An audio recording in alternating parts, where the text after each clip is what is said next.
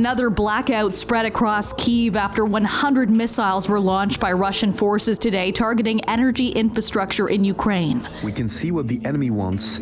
They will not succeed. Ukrainian President Vladimir Zelensky urging his citizens to take shelter in the hours after his virtual address to the G20. Не дамо Росії перечекати. Zelensky saying, quote, "We will not allow Russia to wait it out, build up its forces, and then start a new series of terror and global destabilization. I'm convinced now is the time when the Russian destructive war must and can be stopped."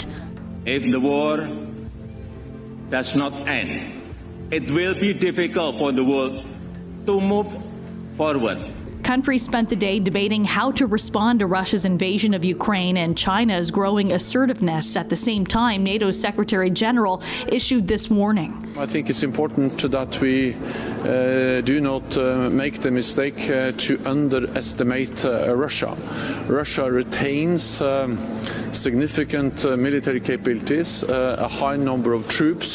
Canada was among the most forceful of countries pushing for G20 leaders to call out Russia for contributing to worsening inflation and threatening global security. I'm absolutely convinced that we should try to use the meeting today and tomorrow, but also the informal contacts that we'll have in the margin of this G20 meeting in order to try to convince all the partners of the G20 to put more pressure on Russia. Because the UN Charter, the principles of sovereignty, the idea that it's not acceptable to try to change borders by force, international recognized borders should be shared by everyone around the table. While Zelensky referred to the summit in his virtual address as the G19, as he believes Russia should be kept out of the meetings, Russian President Vladimir Putin sent Foreign Minister Sergei Lavrov, who met with his Chinese counterpart on the sidelines of the summit today, congratulating his, quote, Chinese friends on a successful 20th Congress of the Chinese Communist Party. Meanwhile, Prime Minister Justin Trudeau spoke with Chinese President Xi Jinping. His office said he raised concerns about Chinese interference in Canada.